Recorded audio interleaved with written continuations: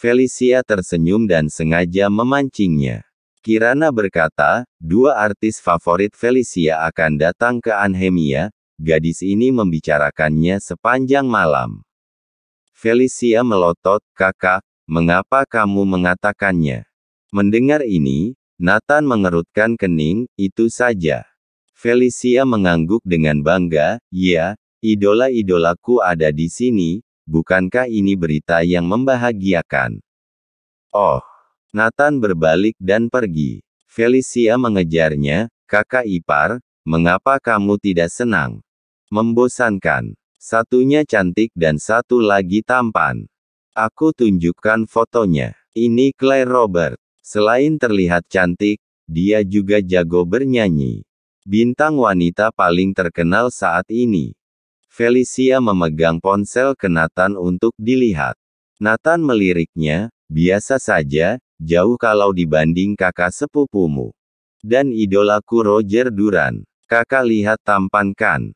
Nathan mendorong Felicia keluar dan menutup pintu.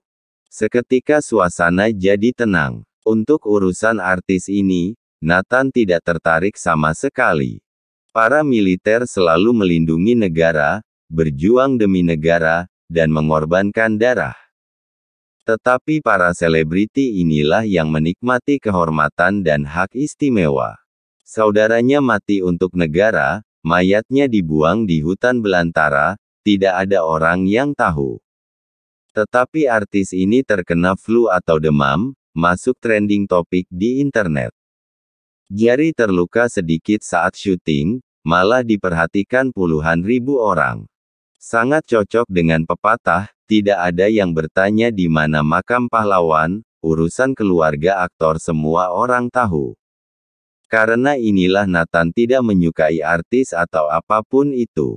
Di luar kamar, Felicia mengganggu Kirana lagi. "Kak, tahu tidak, perayaan 40 tahun perusahaan Garrett akan mengundang bintang. Pamanku bilang, nanti aku bisa bertemu idolaku." Kirana menjawab dengan acuh tak acuh, "Oh. Kak, nanti aku akan meminta beberapa undangan untuk perayaan itu, biar kakak dan saudara ipar juga ikut." Felicia tampak sangat bersemangat. Kirana setuju, "Oke, nanti kita akan pergi." Keesokan harinya, ketika Kirana ada waktu luang, dia pergi berbelanja dengan Felicia dan Nathan. Setelah mengunjungi beberapa pusat perbelanjaan, Felicia dan Kirana belum membeli apa-apa. Sebaliknya, Nathan, dewa perang, cukup dibuat lelah. Berbelanja dengan wanita benar-benar lebih melelahkan daripada membunuh musuh di medan perang. Siangnya, Nathan protes dan tidak ingin jalan lagi. "Makan dulu. Kalau tidak, aku tidak mau jalan."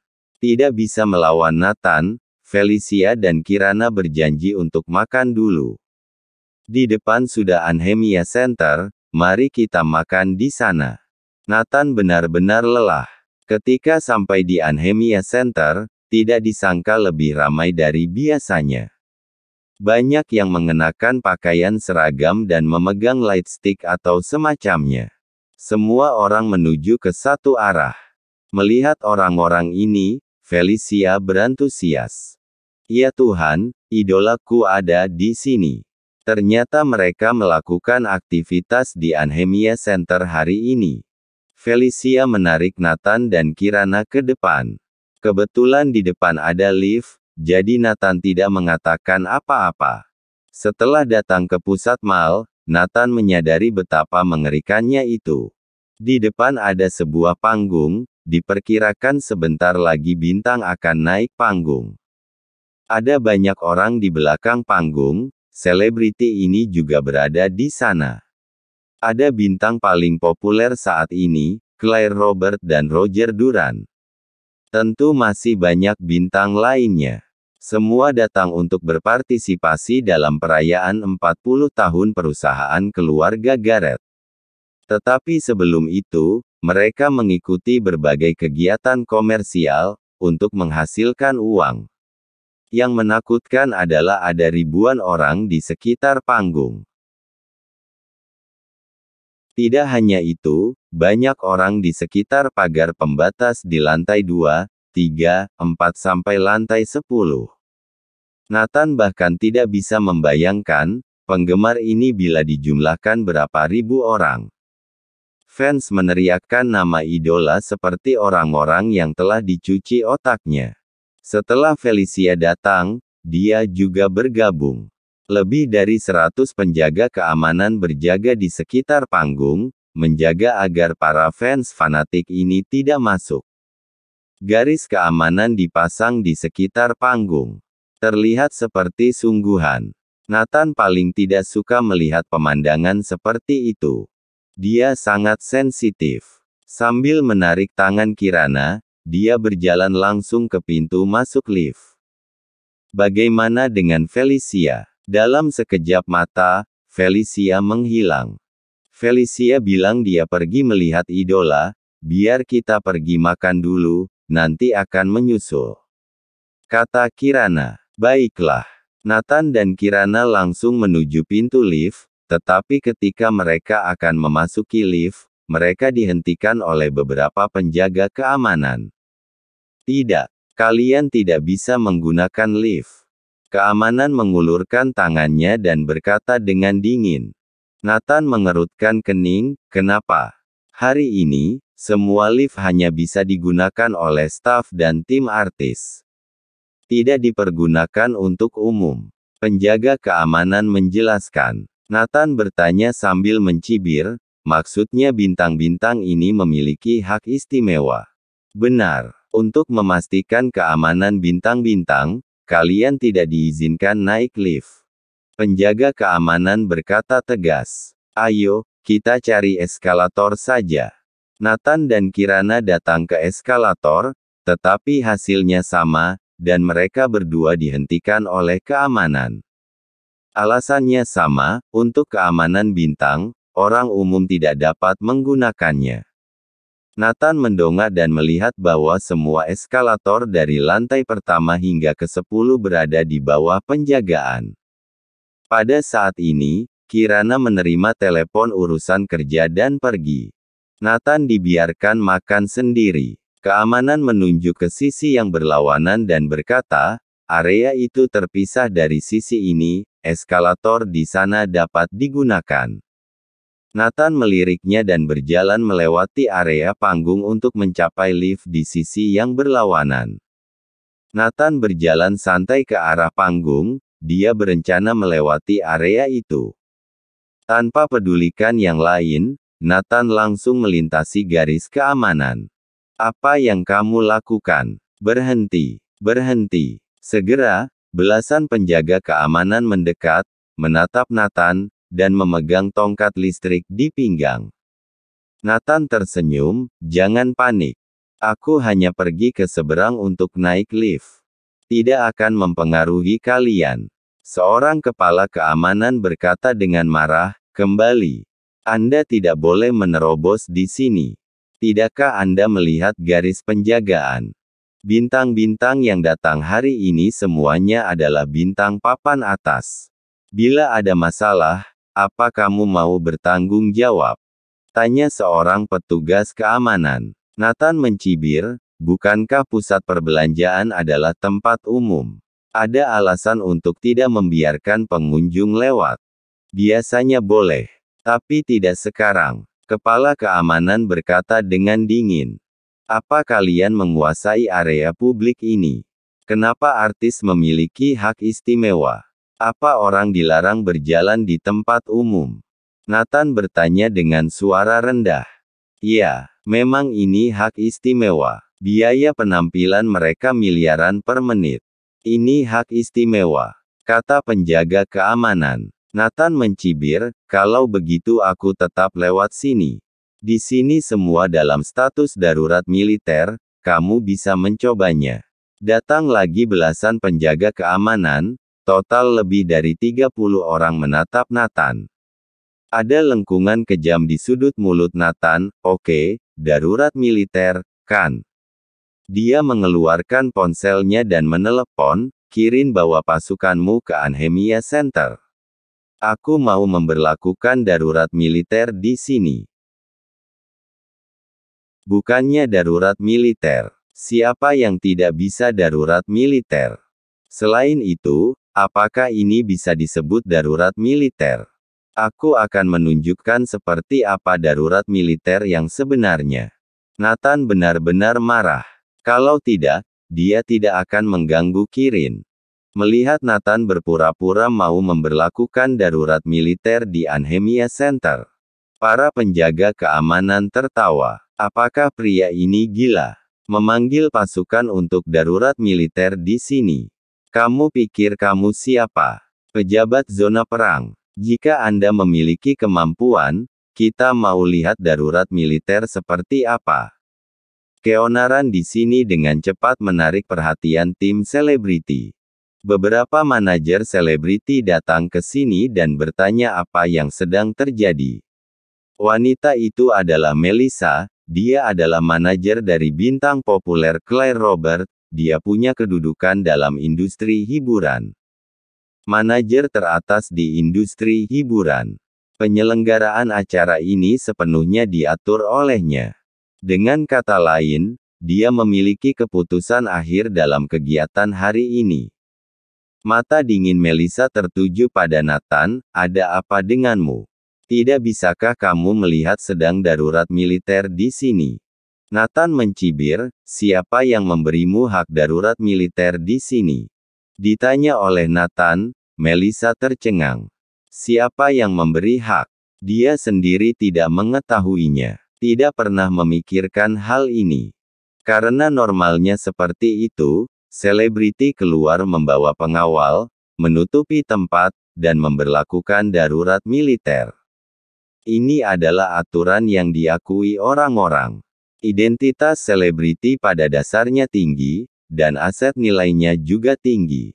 Di luar, sama sekali tidak ada yang boleh menyentuh. Terkadang mereka bahkan memblokir satu jalan penuh, untuk mencegah pejalan kaki lewat. Seolah-olah hak istimewa ini diberikan secara diam-diam. Orang yang lewat juga akan dengan sadar mematuhinya. Oleh karena itu, ketika mereka bertemu seseorang seperti Nathan, mereka tercengang dan tidak tahu bagaimana menjawabnya. Karena orang-orang yang berdiri di sini adalah para bintang papan atas yang populer di Neslandia. Mereka terhormat dan bernilai ratusan juta. Mereka dapat menikmati hak istimewa ini. Jika pejalan kaki diizinkan lewat dengan bebas saat ini, apa perbedaan antara bintang kami dan orang biasa seperti Anda?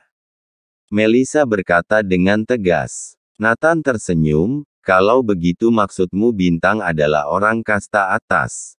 Ya, kamu bisa menyebutnya begitu. Lagi pula, mereka melakukan hal-hal yang tidak dapat kamu bayangkan. Normal untuk menikmati hak istimewa. Melissa berkata dengan serius. Jangan berpikir untuk membuat masalah, atau kami akan menyerahkanmu ke polisi patroli. Melissa mengancam. Nathan berkata dengan dingin, aku hanya ingin naik lift untuk makan. Di sana-sini diberlakukan darurat militer. Kalau begitu, aku menunjukkan kepada kamu apa itu darurat militer. Melihat Nathan berbicara besar, Melissa dan yang lainnya semua tertawa. Dia mau mengadakan darurat militer. Apakah tidak salah? Baru saja akan memanggil keamanan untuk mengusir Nathan. Pada saat ini, beberapa bintang datang, dan para penggemar bersorak. Melissa juga pergi menyambutnya. Dua bintang, seorang pria dan seorang wanita, sangat memesona. Bahkan di antara banyak bintang, dengan sekilas bisa melihat mereka. Pria itu mengenakan setelan putih, terlihat putih dan bersih, dan feminin, yang paling sesuai dengan standar idola sekarang. Adapun wanita dalam gaun putih panjang, tubuhnya seksi dan indah, dan wajahnya cantik. Seperti peri dari surga turun ke bumi, mengibaskan auranya. Ini adalah bintang populer Claire Robert dan Roger Duran. Claire Robert bertanya dengan suara rendah, ada apa, Kak Melissa? Orang ini bersikeras menerobos lewat sini. Setelah dihentikan oleh kami, dia mengatakan bahwa dia akan melakukan darurat militer di sini. Melissa mencibir. Claire Robert berkata dengan lembut, "Kak Melissa, biarkan dia lewat, tidak apa-apa." "Tidak, Claire, bagaimana jika dia memiliki niat buruk?" Melihat penampilannya, aku curiga bahwa dia datang karena kita. Tiba-tiba Roger Duran berbicara, suaranya dingin. "Keamanan mana? Tunggu apa lagi? Tangkap sekarang." Roger Duran paling sebal dengan penggemar seperti ini. Sengaja melakukan sesuatu yang berlebihan untuk menarik perhatian. Menurutnya, Nathan adalah penggemar semacam ini. Claire Robert memandang Nathan dan berkata, "Biarkan saja. Mungkin dia sedang terburu-buru." Tidak. Ini berbahaya bagi kita. Identitas kalian berharga. Bagaimana jika dia bertindak jahat? Ini adalah inti dari darurat militer. Untuk mencegah orang-orang seperti ini. Sikap Roger Duran tegas. Ketika keamanan hendak menyerang Nathan, untuk mengusirnya. Nathan mengeluarkan ponselnya dan berkata dengan marah, "Kirin, apakah kamu sudah di sini?" "Dewa Perang, semua pasukan sudah siap, segera blokir Anhemia Center." Suara Kirin terdengar dari telepon. Semua orang mendengar percakapan antara Nathan dan Kirin dengan jelas.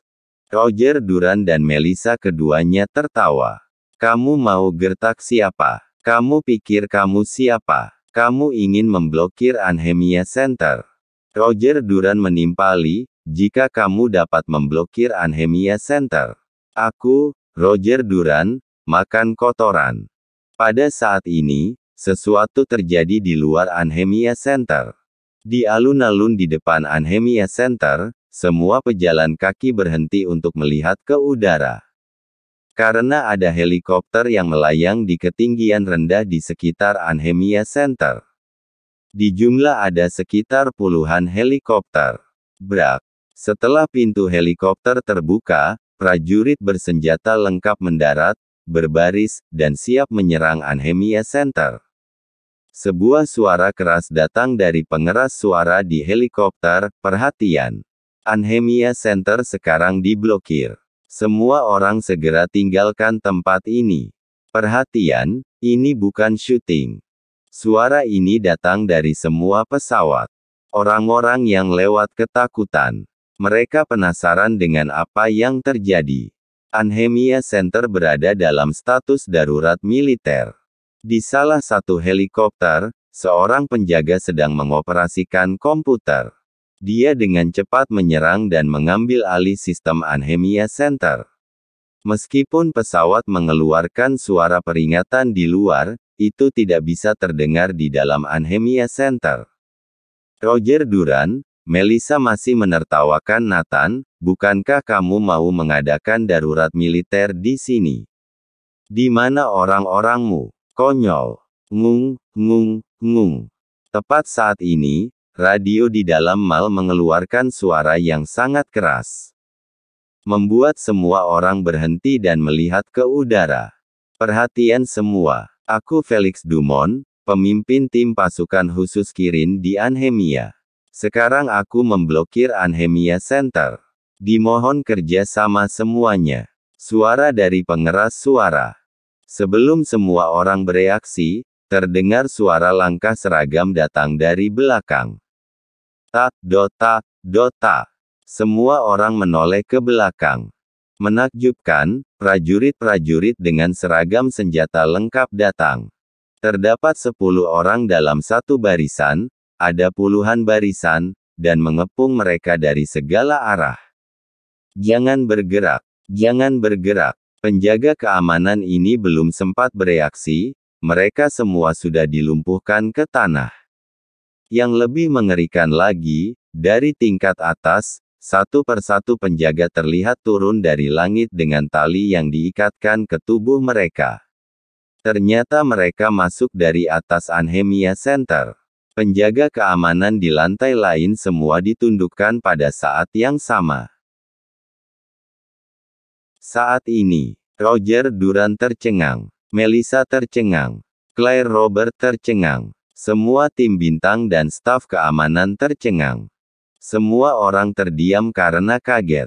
Nathan baru saja mengatakan bahwa dia akan mengadakan darurat militer di sini, tetapi mereka tidak berpikir secepat ini.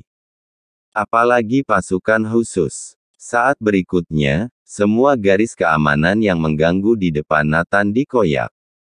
Diganti dengan garis keamanan dari militer. Garis keamanan yang ditarik oleh penjaga keamanan tim bintang sebelumnya hanya untuk memblokir orang lewat.